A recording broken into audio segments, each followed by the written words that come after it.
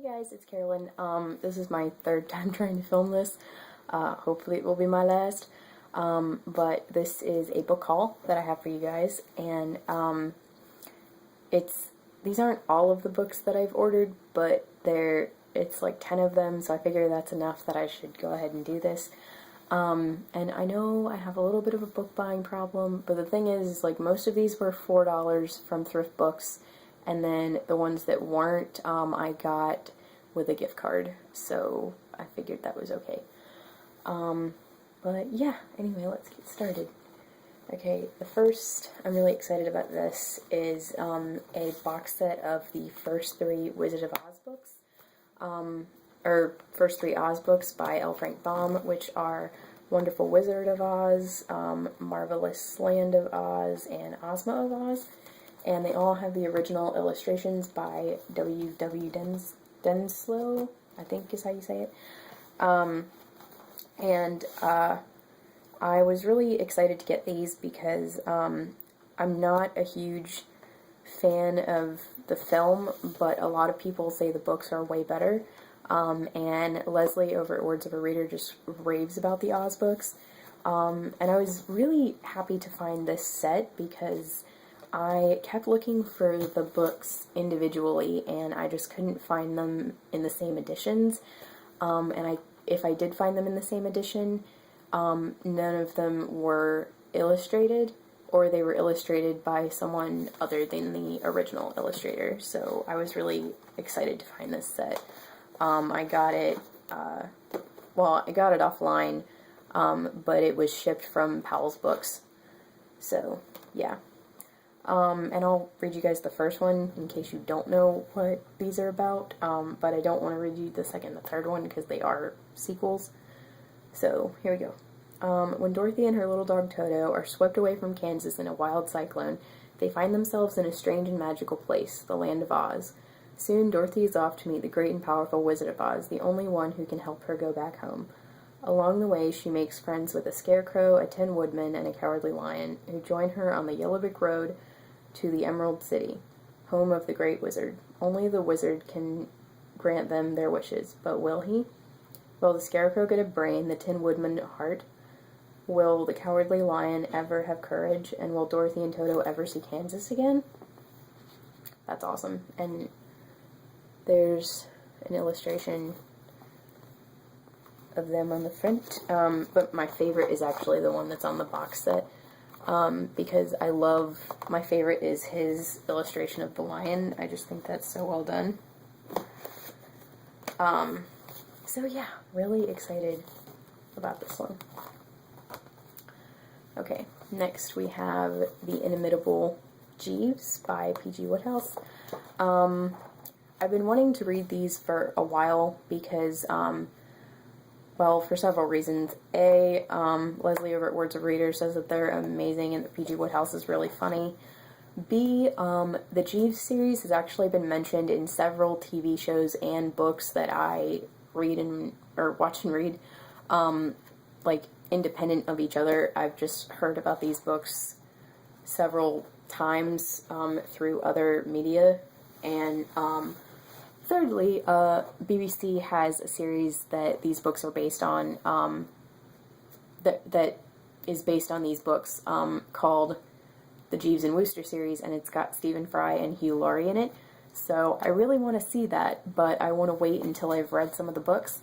And this is actually a bunch of short stories, and I think I also have Carry On Jeeves coming, and I don't remember if that is also short stories or if it's a novel. Not sure, but yeah. Next, we have, we have Children of Liberty by Paulina Simons. This is a prequel to the Bronze Horseman trilogy, also by her, and it says, before Tatiana and Alexander, before Leningrad and Lazarevo, before everything, there was Gina Ottaviano, who came from Bel Paso to Boston's Freedom Docks seeking a new and better life. There she meets Harry Barrington. Their bond is instantaneous, urgent, but so are the forces against them. At the turn of the century and the dawning of the modern world, the fortunes and future of the Barringtons and Ottavianos become intertwined on a collision course between the old and the new, between what is expected and what is desired, what is chosen and what is bestowed, what is given and what is taken away.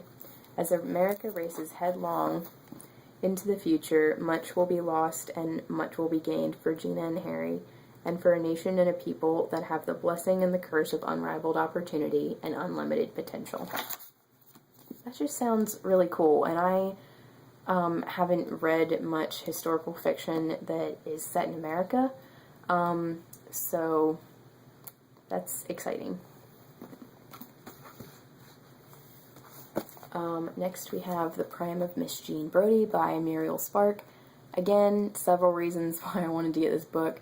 Leslie over at Words of a Reader just really, well, I don't know if she's hauled it and read it, or if she just hauled it, but anyway, I didn't know that this was a book until she did haul it, and my grandmother told me that she saw the movie, with Maggie Smith when that was made, and I think that was back in, like, 1975 when that was done. I think it was 75, I'm not entirely sure. But she just raved about that film. And you know me, if it's a book, I want to read the book before I see the movie. So, yeah, I'm very excited about this. And it just sounds really... It sounds like one of those feel-good books, so, yeah. Okay, unfortunately... Oh, wait, here's like a little tidbit of what it's about. Most of these things on the back are like rave reviews. But it says, The Prime of Miss Jean Brodie probes with impeccable skill and consummate artistry the...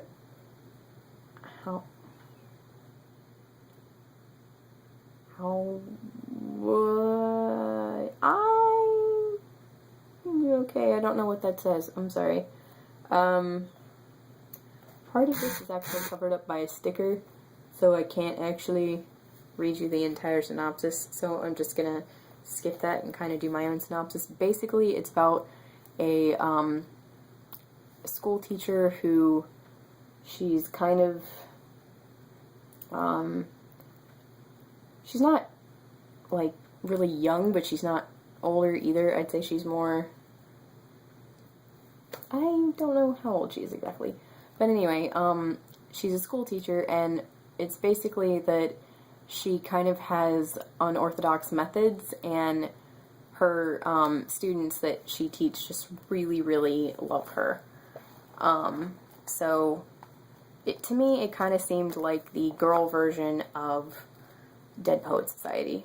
And I'm probably wrong on that, but we will see. Okay, next we have South Riding by Winifred Holtby. Again, Leslie from Words of Reader hauled this, and I didn't know that it was a book. And I saw the BBC series, BBC miniseries with Anne Maxwell Martin and David Morrissey, and I just fell in love with it. So when I found out that it was a book, I was like, oh my gosh, excitement. I need to read this. So yeah, I'm hoping that it's a lot the same, but, you know, I'm sure the book is better, as always. But one thing I have to say, I'm disappointed in thrift books because, or I'm disappointed in whoever put this online to sell, because they said that it was like new. No, it is cracked in like 3 places. On the bottom, that whole bit is coming off. It's kind of coming off at the top with the spine, and I mean, luckily it doesn't affect, when you open the book, it doesn't really affect it, but I was just very disappointed that someone called this like new. No, this is maybe in good condition, not even very good, I would say.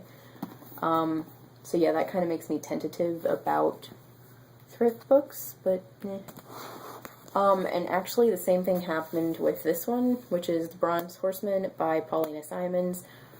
First of all, I'm very, very excited to have this, but secondly,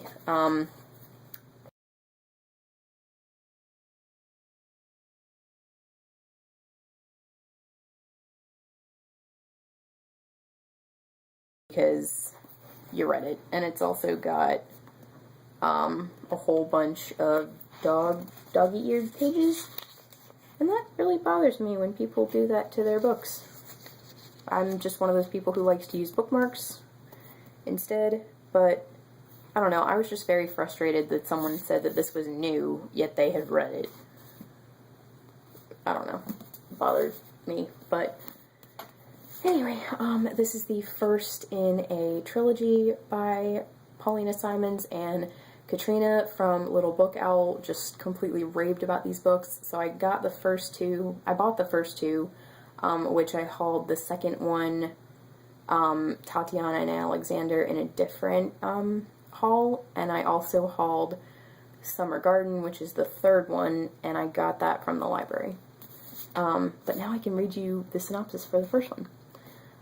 It says, "The golden skies, the translucent twilight, the white nights all hold the promise of youth, of love, of eternal renewal. The war has not yet touched this city of fallen grandeur, or the lives of two sisters, Tatiana and Dasha Metanova, who share a single room in a cramped apartment with their brother and parents. Their world is turned upside down when Hitler's armies attack Russia and begin their unstoppable blitz to Leningrad. Yet there is light in the darkness. Tatiana meets Alexander, a brave young officer in the Red Army. Strong and self-confident, yet guarding a mysterious and troubled past, he is drawn to Tatiana, and she to him. Starvation, desperation, and fear soon grip their city during the terrible winter of the merciless German siege. Tatiana and Alexander's impossible love threatens to tear the Metanova family apart and expose the dangerous secret Alexander so carefully protects. A secret as devastating as the war itself, as the lovers are swept up in the brutal tides that will change the world and their lives forever." Just sounds awesome. And I have never read, I'm a history major and I really love historical fiction, but I have never read any historical fiction set in Russia. So I'm very excited about this. And People magazine says that this recalls Dr. Zhivago, which haven't seen it, but I know that, haven't read it, but I know the story and I've seen the film and I enjoyed that. So if it's anything like Dr. Zhivago, I'm gonna love this. Next, this book was a pleasant surprise, actually, and what I mean when I say that is my friend was just like, "Hey, you want this?" So that was fun, and it's the Folger Shakespeare Library Edition of King Lear. I have several other Folger editions because they're my favorite ones to have of Shakespeare, and she had this in like 2 other editions, and this was her least favorite, so she gave me this one.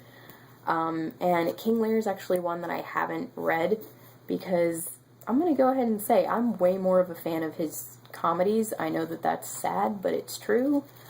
And so this one and Othello are the only 2 of his tragedies that I actually own now. So I'm really excited to read this. I've heard that it's the second hardest tragedy of his to take, other than Hamlet. I've heard that those 2 are like the most difficult, like even harder to take than Romeo and Juliet. So we'll see. I actually already know the ending of this because there's a Hysteria song about all of Shakespeare's plays, and it talks about how all of them end, and so I know how this one does, but hopefully I'll still enjoy it. Okay, one more book, I promise.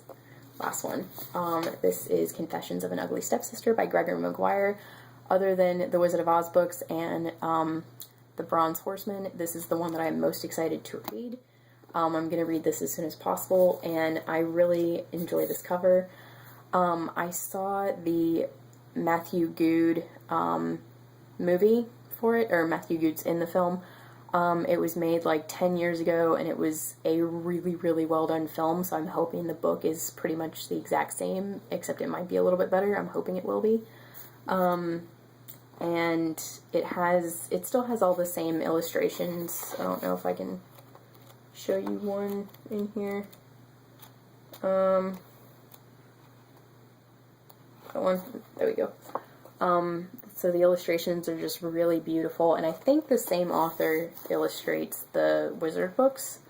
I mean, not Wizard books, Wicked books. I think he has the same illustrator for all of his books, but I'm not entirely sure. But yeah, so the film was great, so I'm really excited about this. And it says, in the lives of children, pumpkins can turn into coaches, mice and rats into human beings. When we grow up, we learn that it's far more common for human beings to turn into rats. We all have heard the story of Cinderella, the beautiful child cast out to slave among the ashes. But what of her stepsisters, the homely pair exiled into ignominy?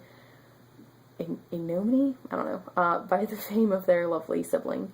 What fate befell those untouched by beauty, and what curses accompanied Cinderella's exquisite looks? Set against the rich backdrop of 17th century Holland, Confessions of an Ugly Stepsister is a novel of beauty and betrayal, illusion and understanding, reminding us that deception can be unearthed and love unveiled in the most unexpected of places. So yeah, I'm very, very excited about this. I have read half of his book Mirror Mirror, and I just wasn't really that into it because the only Snow White retelling that I really enjoy is actually the story of Snow White on the show Once Upon a Time. Otherwise, I'm not a huge Snow White fan. But I have read all of Wicked, and I really enjoyed it, and I actually have Son of a Witch and A Lion Among Men, also by Gregory Maguire, so I will be reading those soon as well. But yeah, so those are all of my books that I got today. If you guys have any questions or comments, just comment below, and please subscribe, and thank you guys so much for watching. Bye.